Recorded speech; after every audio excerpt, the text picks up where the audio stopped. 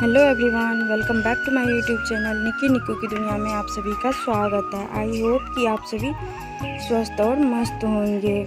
तो अभी सुबह का टाइम है। Good morning. सॉरी दोस्तों, आप पता नहीं आप लोग ये वीडियो कब देखोगे और मैं इस वीडियो को कब डाल पाऊँगी। अगर आप लोग दोपहर में देख रहे हो तो गुड आफ्टरनून, नाइट में देख रहे हो तो गुड नाइट। तो इसी हंसते हुए मुस्कुराते चेहरे के साथ मैं आज का ब्लॉग शुरुआत कर रही हूँ। आज मैं यहाँ पे देख सकते हो, मैं यहाँ पर 3 ब्लाउज सिल करके तैयार कर ली हूँ। यहाँ पे कतरन से भी आप सभी को पता चल जाएगा कि आज मैं इतना काम की हूँ। और यहाँ पे 4 ब्लाउज कटिंग करके ले आई हूँ, जिसमें कि चारों का सेम मैच धागा भी ले आई हूँ। और इसमें एक मल्टी कलर ब्लाउज है, जो कि ये तीनों का बचा हुआ जो पीस बच गया था, मैं उसी से कटिंग करके तैयार की हूँ। तो अब मैं इस सारे ब्लाउज को सिल के तैयार करती हूँ। तो देखती हूँ आज पूरे दिन में कितना काम कर पाती हूँ। अभी टाइम हो रहा है सुबह के 8:30 लगभग में। तो आज पूरा दिन मैं देख रही हूँ कितना मैं काम कर पाती हूँ। तो प्लीज़ ब्लॉग को एंड तक देखें बिना स्किप किए हुए।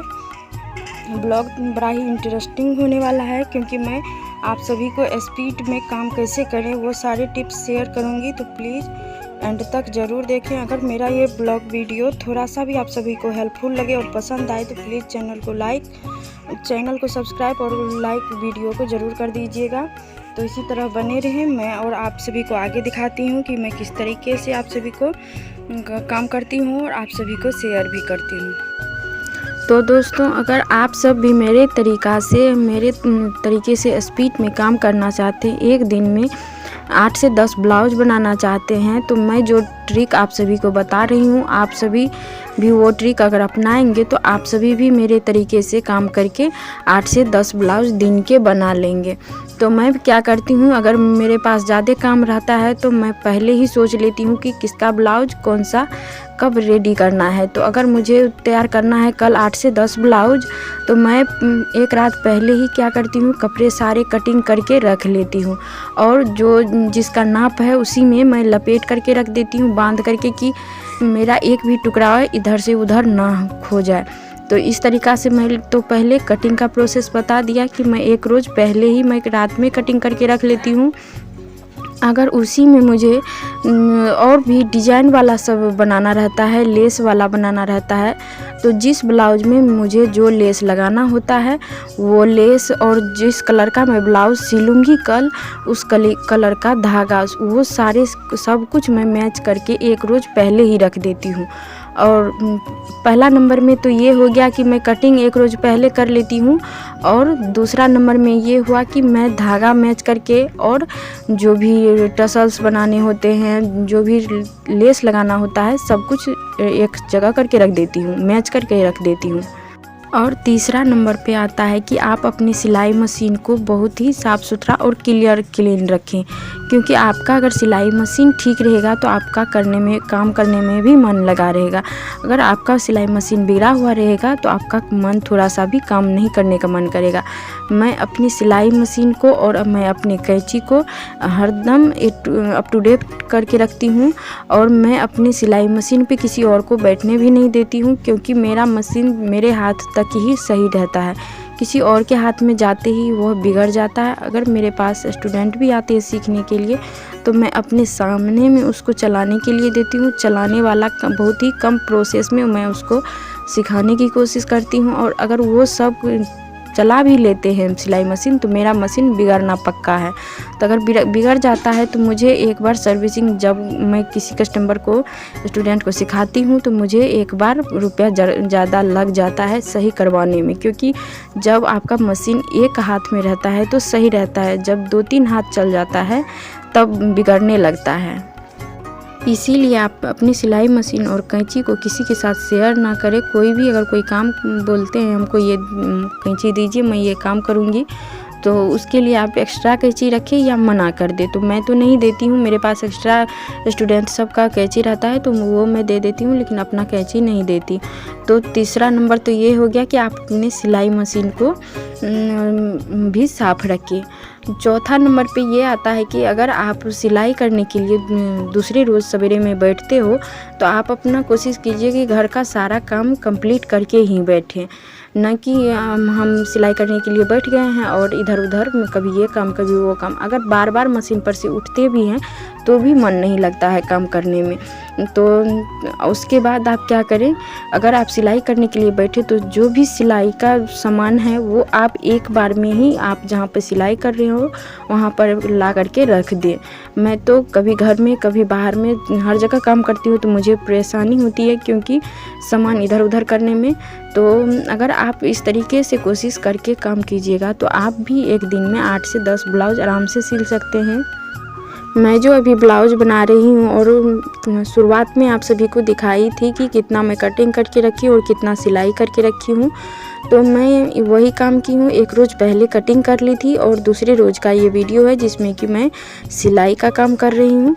तो आप अगर सिलाई का काम आगे को बढ़ाना चाहते हैं तो आप अपने हिसाब से काम करें, जैसे कि आप घर के काम को अलग टाइम दे दें और सिलाई मशीन का काम अलग टाइम दे दें। अगर घर में आप काम करते हो तो घर के काम के साथ साथ आप अपने बुटीक को भी मैनेज कर सकते हो। अगर आप बुटीक कहीं बाहर खोले हैं, क्योंकि अगर बाहर आप बुटीक खोले हैं तो आपको समय से घर से निकलना पड़ता है और समय से घर में आना पड़ता है और आप अपने घर के कामों में टाइम नहीं दे पाते हैं। इसीलिए मैं घर में बुटीक खोली हूँ। घर में मेरा बुटीक है तो मैं दोनों ही काम अपने अच्छे तरीके से मैनेज कर लेती हूँ, घर का काम भी और बाहर का काम भी। तो ये है गांव में मेरा बुटीक है तो मेरे पास हर टाइम कस्टमर आते जाते रहते हैं, तो कस्टमर को भी टाइम देना पड़ता है। तो बीच बीच में तो और उसमें भी मैं क्या करती हूँ, मैं अपने कस्टमर को मैं अपने पास ही ब्लाउज पहन करके देखने के लिए बोलती हूँ। अगर थोड़ा ऊपर नीचे भी हो जाता है तो वो भी मैं अपने पास ही सही करके दे देती हूँ, जिससे कि कस्टमर भी खुश और मेरा काम भी अच्छे तरीके से कंप्लीट हो जाता है। तो कस्टमर को भी खुश रखना बहुत ही ज़रूरी है। आप जितना अच्छे तरीके से उसको मेंटेन कर रहे हो वो कस्टमर आपके पास उतना ही दिनों तक बना रहेगा। तो कस्टमर बना करके रखने का भी कुछ ट्रिक होता है जो कि मैं किसी और वीडियो में आप सभी को बताऊंगी। तो यहाँ पे मैं बना रही थी, आज जितना भी ब्लाउज बनाई हूँ अक्सर वो कटोरी ब्लाउज ही है। कटोरी ब्लाउज 20 से 25 मिनट में बन जाते हैं और अगर आप उठ के इधर उधर काम करके करोगे तो वो तो आप पे डिपेंड पड़ता है कि कितना टाइम आप सिलाई पे दे रहे हो। तो मैं अगर कंटिन्यू काम करती हूँ तो 20 से 25 मिनट में मैं कटोरी ब्लाउज आराम से सिल के निकाल लेती हूँ। और कटोरी ब्लाउज का रेट तो आप सभी को पता ही है, 50 रुपये, यानी कि 20 से 25 मिनट सिलाई में और यानी कि 10 मिनट तक में कटिंग और हाथ का काम। यानी कि आप मान लो 1 घंटा, तो 1 घंटा में आप एक ब्लाउज आराम से कटिंग करके सिल के हाथ का काम भी कर सकते हो। तो इस तरीके से अगर काम करोगे तो आप भी मेरे तरीक़ा से काम करके बहुत ही पैसा कमा सकते हैं। मेरा ये काम करने का तरीका आप सभी को कैसा लगा प्लीज़ कमेंट में ज़रूर बताएं। और अगर मेरा वीडियो थोड़ा सा भी हेल्पफुल लगे आप सभी को तो please like share and subscribe ज़रूर कर दें और फैमिली एंड फ्रेंड्स में भी शेयर ज़रूर से कर दें, क्योंकि जो भी हाउस वाइफ है सिलाई का काम करते हैं अगर उसको मेरे ब्लॉग से थोड़ा भी हेल्प मिल जाए तो मैं अपने आप को बहुत ही खुशनसीब समझूंगी। तो आप भी इस तरीके से काम करें और पैसे कमाएं। मैं तो घर बैठे पैसे कमा रही हूँ, तो आप क्यों बैठे हैं, आप भी ज़रूर से ज़रूर कमाएं। तो इसी तरीके के वीडियो देखने के लिए मेरे चैनल को ज़रूर से ज़रूर सब्सक्राइब कर लें। मैं इस चैनल पे हाउसवाइफ घर बैठे कैसे भी रुपया कमाएं वो सारे ट्रिक बताते रहती हूँ, जिससे कि आप सभी भी अपना काम कर सकते हैं और पैसे कमा सकते हैं। तो यहाँ पर मेरा ब्लाउज बन करके तैयार हो गया है, आप लोग देख सकते हो कितनी अच्छी फिनिशिंग के साथ ये बन करके तैयार हुआ है। और उसी में से जो कट पीस बच गया था उससे मैं एक बैक पल्ला का कटिंग कर ली हूँ। इससे मल्टी कलर का ब्लाउज बनाऊंगी, तो मैं इसी तरीके की वीडियो शेयर करते रहती हूँ। तो यहाँ पर देख सकते हैं कि मैं इतना ब्लाउज अभी तक मैं सिल के तैयार कर ली हूँ। 1 2 3 4 5, एक यहाँ है 6 ब्लाउज तैयार कर ली हूँ।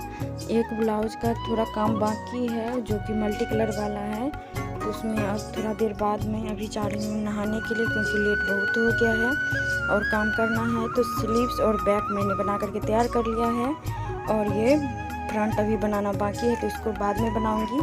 पहले मैं इस सबको रूम में रख देती हूँ, क्योंकि बाहर में बच्चे इधर उधर कर देंगे। तो सारे ब्लाउज को मैं ले लेती हूँ यहाँ से और रख देती हूँ। मैं 8 साढ़े 8 के लगभग से काम शुरू की थी, अभी 2 बजने वाले हैं। इतना मैं ब्लाउज सिल ली हूँ और कंटिन्यू मैं काम भी नहीं कर पाई हूँ, क्योंकि और भी बहुत काम कर रहे थे। तो इतना टाइम में मैंने इतना ब्लाउज़ सिल करके तैयार किया है। तो प्लीज़ ब्लॉग में बने रहें, मैं और आप सभी से बातें करूँगी।